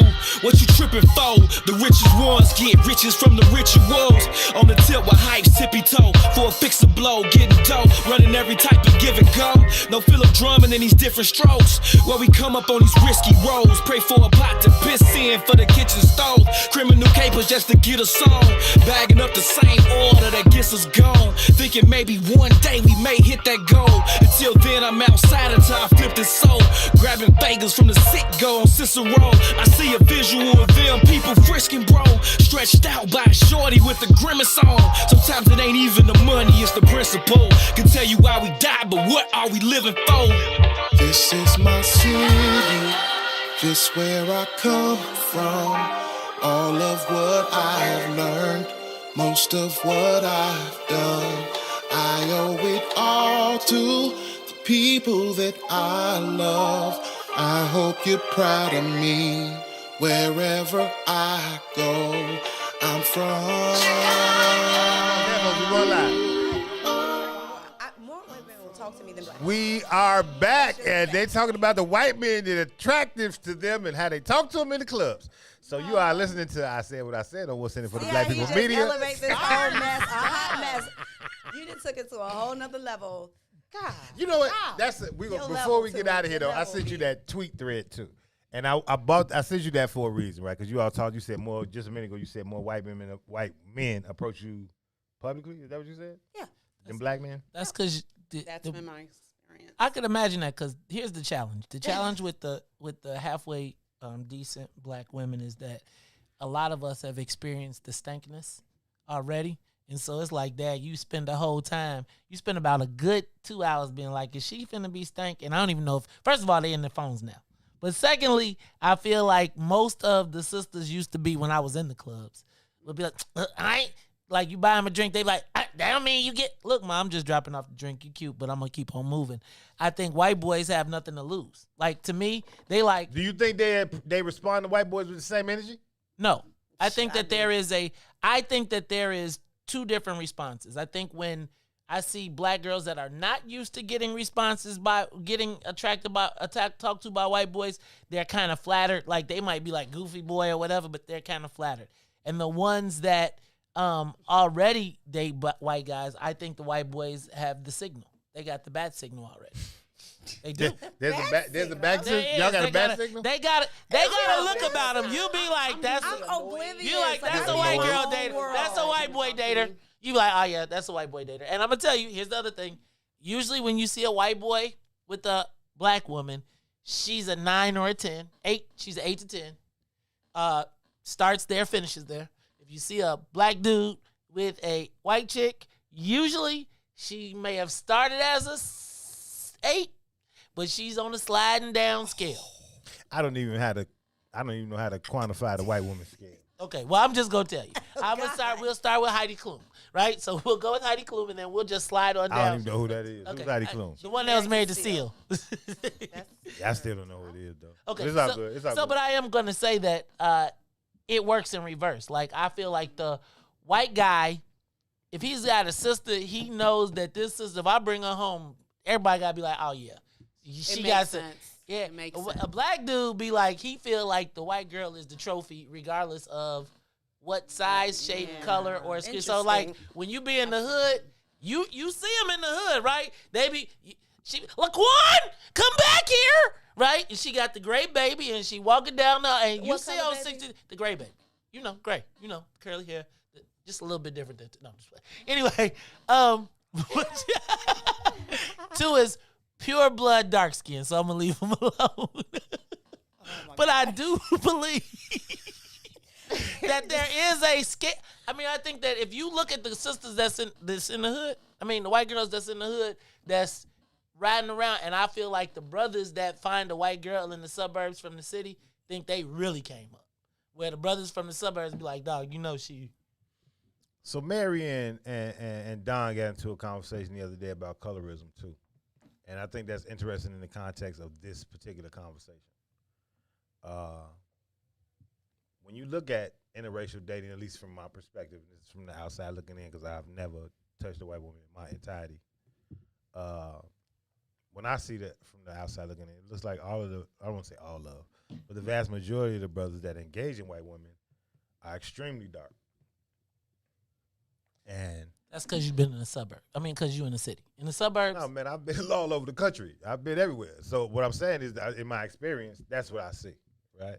I've been light-skinned all my life, right? I don't really see that. I've never seen a white, maybe I'm blind, but I don't see too many.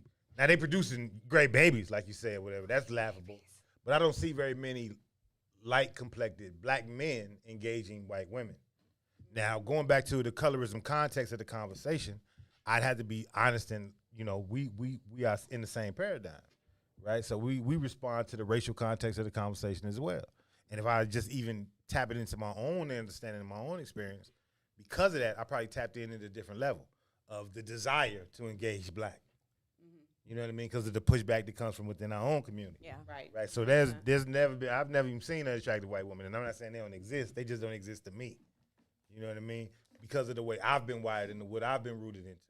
Now, in regards to the sisters that deal with white boys, I don't know if I've even paid that any attention, the colorism aspect of it. But in regards to the brothers who deal with white women, I've always seen that in context. And again, it's all based in the same paradigm. But just like I said, it's very few of us that look in the mirror and say, hey, I'm unhappy with me. But that unhappiness that we have and I think that a lot of that stems from that. You know what I mean? But I think in order for us to address that part of it, again, it goes back to the same thing. Either we got to defeat white supremacy or we got to let go of their values. I don't know any other way around it. If y'all know a way around it, I'm open. And do y'all see that the same way? Do y'all see a difference in the context of how colorism plays out in interracial dating? I've seen it. Yeah. I think you actually are kind of right. Yeah, I think you're on point with that. I do. I think coming up, I was never attractive to sisters in Bolingbrook. They always wanted a light-skinned dude with curly hair, right? And like the blacker the face.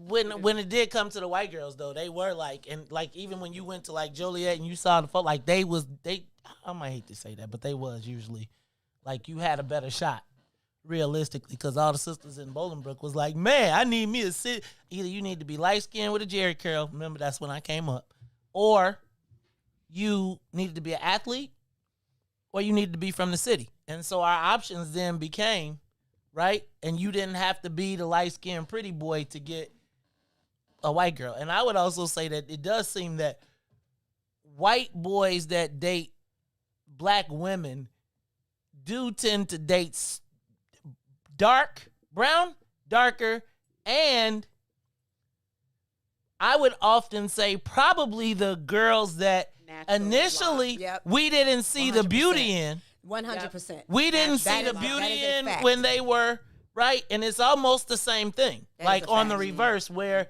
you were, I was always uncomfortable with my dark skin until I got to black women affirming it when I got to college. Right. And I actually, now that I think back, I think about a lot of the black women that were with white men were like cold black, and like we would make fun of them for their skin color. And now 20 years later, that's what I'm saying about 20 years later, you come back and you be like, damn, she was fine in the mug. But because of what you're talking about, my model being based there, and the white boy would be like, I don't know what you talking about, but trauma or not, if we get to the root of trauma, and if you haven't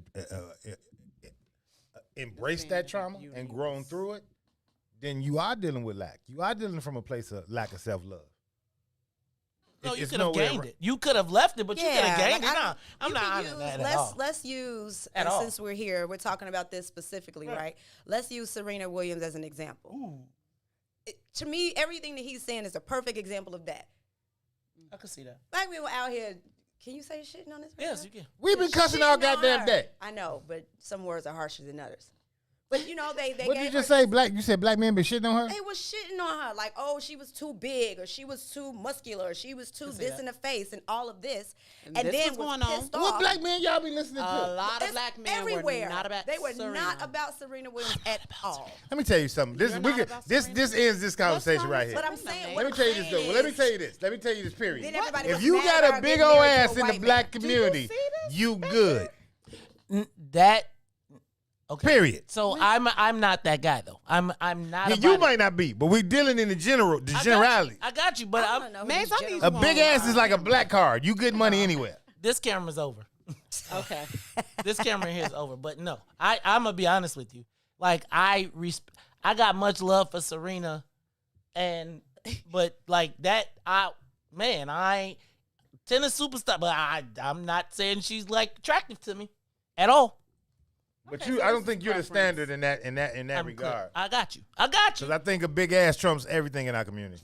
But if you had seen, I mean, we watched this happen in real time. So they that's were true. really But I'm just not, saying in generality. But maybe that's why the whole white man. No, but I'm He's saying like, relatable to him.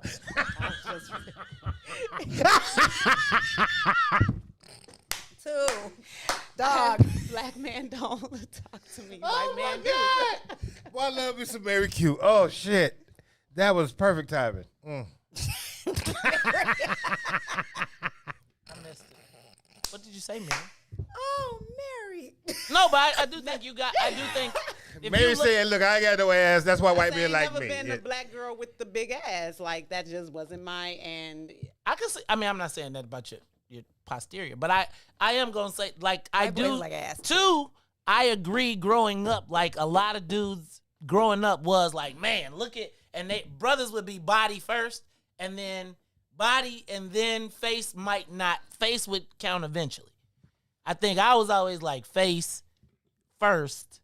Everything else comes from there. But I would tell you that trauma is real, but I cannot honor the fact. I mean, I think you grow up and I think you learn and I think that you develop. And it's like if you're saying that the person that was insecure as a 12-year-old is now insecure after having life experience I can't honor that at all. Yeah, not exactly. at all. I think that's that fits a narrative, but I don't think that accounts for growth.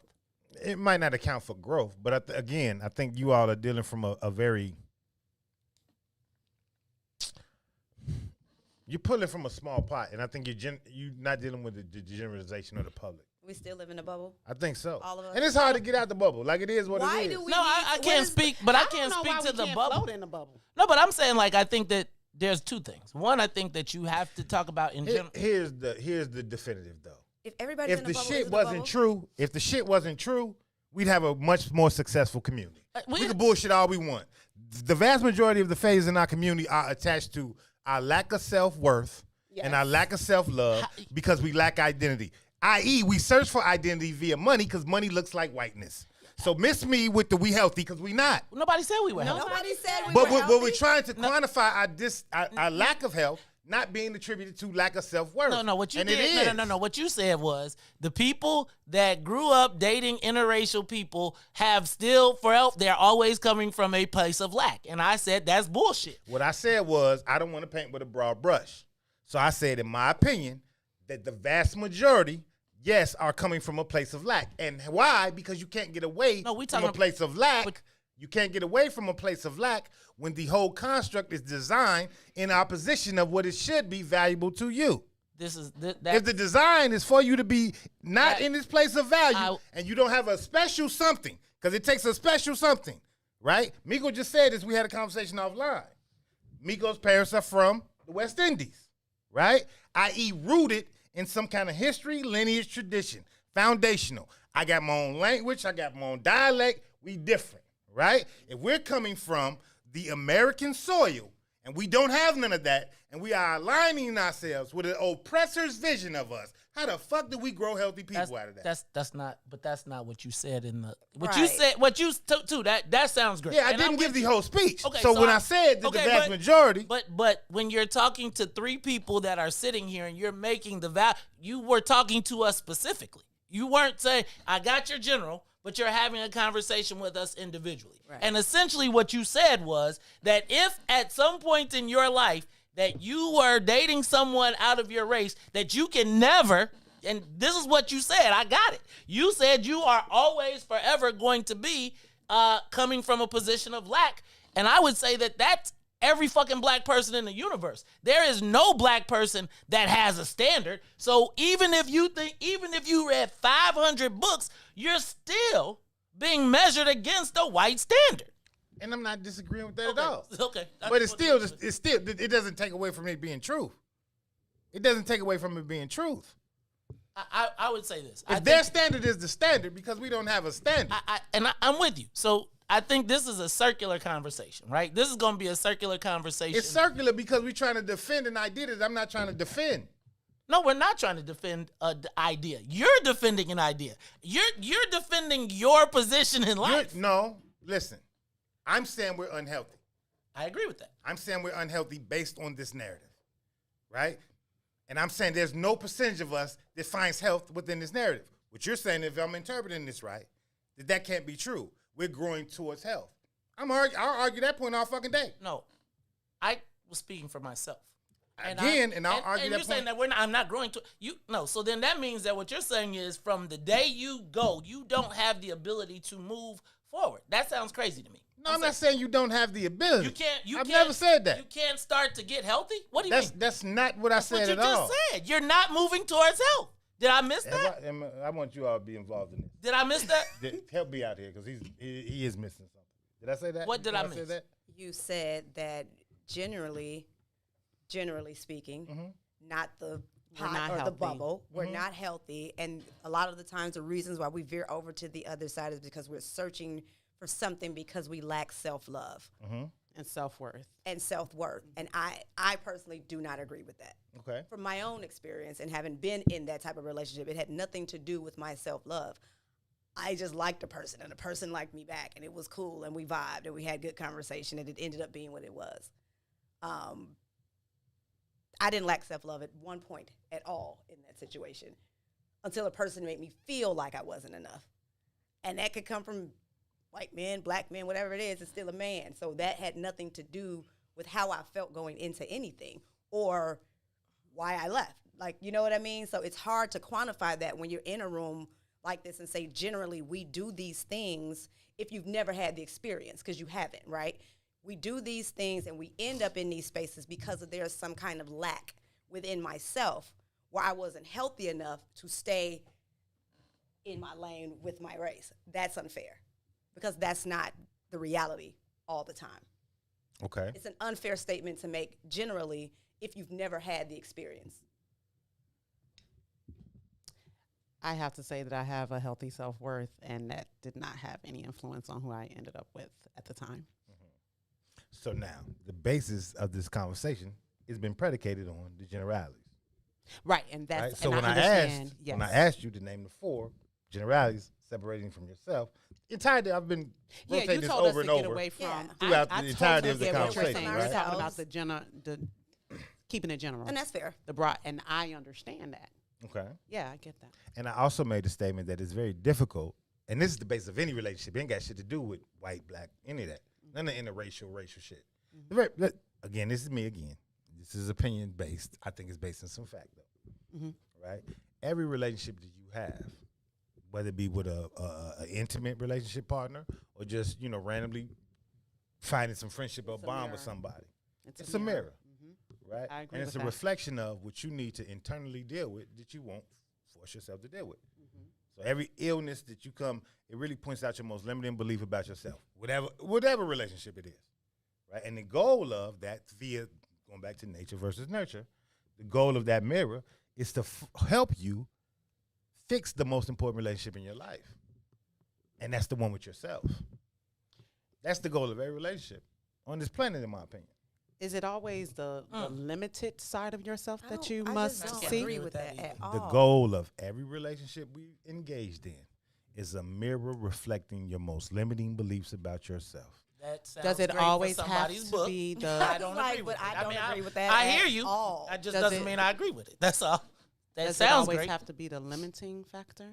Yeah, because it's It a can't journey. be the most loving factor. It's a of journey. yourself? It's all of them.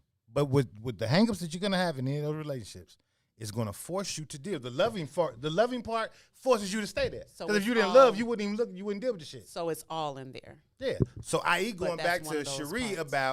going back to the Cherie statement, and it's not in front of me anymore. She was like, I don't think we just don't want to deal with the struggle part of the shit no more. We don't want to deal with the struggle love part. Well, see, the journey is the struggle. And what we do, and part of the design America specifically, is to not deal in anything rigorous. Not to deal in anything tough. Not that pain is your friend. But we run from it. Pain is what grows you. You go to the gym, you got to burst that muscle to build a new one. You got to do the goddamn work, but we don't want to do the work. We want to get the surgery. So 10 months later, our ass is exploding on the expressway. Is it possible to do the work and to feel the discomfort as opposed to pain and still We can use whatever enjoy word we want, discomfort or whatever. You get what I'm saying? But it's still the same thing. The journey, does the journey always, I understand that there's work involved, but does it always have to be hard? You get what I'm saying? Does it always have to be something that's breaking you down? Like, I get that there is struggle and Comfort doesn't create growth. The journey. This is true. The journey. Comfort doesn't create growth. This is why I said discomfort. The journey. But that harshness and that, Go ahead, I'm sorry. No, you finish. The journey, though, does not require, this is me. The journey does not require pain all of the time. I think as you That's learn, what I'm trying to say. as you learn to avoid the things that cause you pain. As you Correct. go down the That's what I'm journey, saying. if you are at the same place and you still doing the same dumb shit that you was doing when you was 12, Correct. because you never came, then no, that I can't agree. But see, I think that's part of the issue, though. And this is going to lead into a whole nother conversation. Mm-hmm. That's exactly what we all do. We learn to avoid the things that cause us pain. I Hold up, though. I listen to you, bro. You didn't let me finish though. You stop. Go ahead. I thought you stopped. Okay, go. You turned away from the mic. Go ahead. We do. We learn to avoid the things that cause us pain. What I'm saying is we must learn to embrace the things that cause us pain. There's a difference. There's a difference in the philosophy. There's a difference in ideology. When you avoid them, you shake them and you don't grow. Yeah, for when you sure. embrace them, you grow through them. It's a difference. Well, the idea of it is if something causes you pain, I don't know that avoid is the right word, but you learn something where you don't have to deal with that anymore. And that is You move, acceptance. You grow from and that is going through. Yeah, it's healing is what you're doing.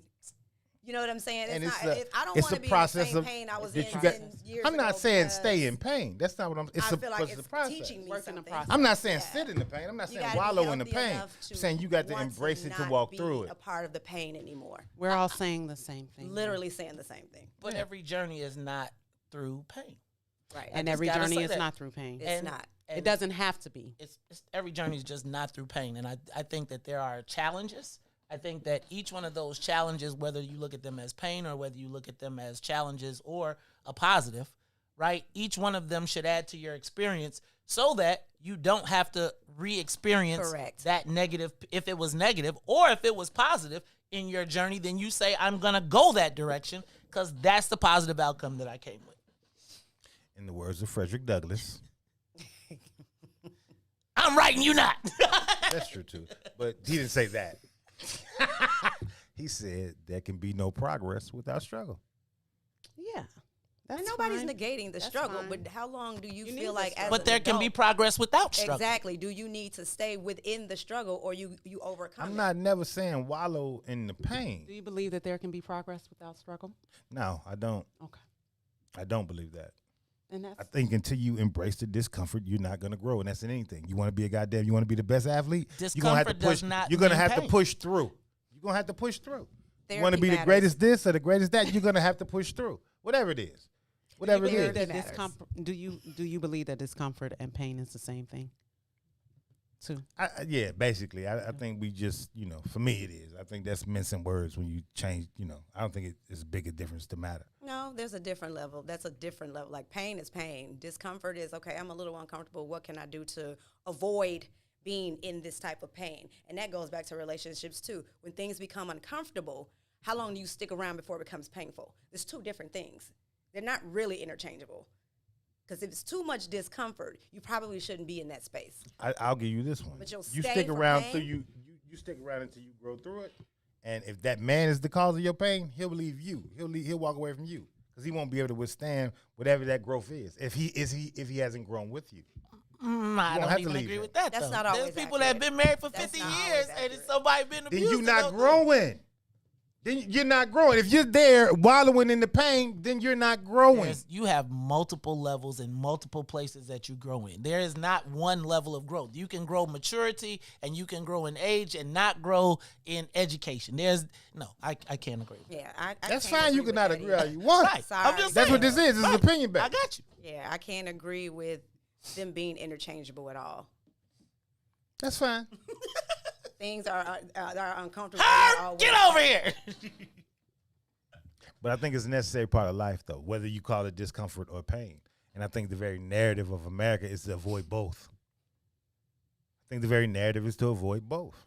For those that are less successful. Exactly. No, that's for every fucking body. And I think we create lies around it, right? We just had this conversation the other day. Man, it's funny. The vast majority, 98% of the wealth, because success is the definitive for wealth. I mean, wealth is the definitive for success. For you. Not for me. That's the American standard. Let's not put this on me. Let's speak in generalities and let's stop bullshitting. I would like to know who these let's general people are. Let's name some very intelligent people that don't got no money that we deem as successful. Dr. King. Bob Starks. Is he the American? Are they the American standards or the American exceptions? I mean, I'm not. Wait, what do you mean? Are they the American standards or are they the American exceptions? Who is they're black, so no, they ain't the American standard. You're fucking right. They're not. So even in our community, what do we deem as successful? Who's your favorite rapper? Why? My favorite rapper is Jay because he's the best fucking rapper. Why? Now, he's the best fucking rapper. We just had this conversation the other day. You was like, but you can't separate the businessman part of it. I still say that he's still the greatest rapper. I said Tupac because he was the only one I listened to. But I'm saying Jay is still the best rapper to me too. I love his It ain't economics. about rap though. We could do this all day. We could do this all day, and we could just pretend like the American standard isn't based in wealth. But for success, it's not the definitive. Can I tell you my success is this? And I'm saying that for me, success is being able to do what I want to do when I want to do it. Correct. That's my success. Now, how much money that requires fluctuates. But success is at the end of the day, when I turn off the lights, I can turn off my lights and go where I want to go, when I want to go and do it without having to worry about someone else being able to tell me yes or no. That's success to me. Yeah, I say to this wake about up and do what I want to do all the time with the stuff that I do for a living, right? I don't need to be famous as long as I'm working all the time. Mine is it's a different level of success.